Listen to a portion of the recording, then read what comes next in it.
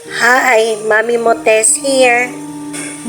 Sabog na naman po ang luha ko at uhog ko sa kakaiyak ko sa pinagdadaanan kong pagsubok ngayon. Blessed pa rin po ako na matagpuan ko po ang sarili ko sa St. Padre Pio Chapel na ito upang humingi ng tibay ng pananampalataya sa gitna ng aking pagsubok.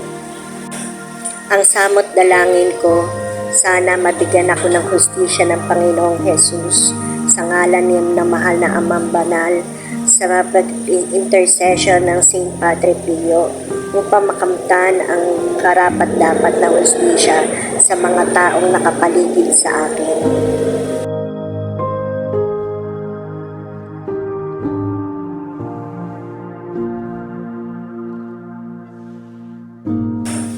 Laban lang, lalaban at lalaban po ako. Salamat sa Ama.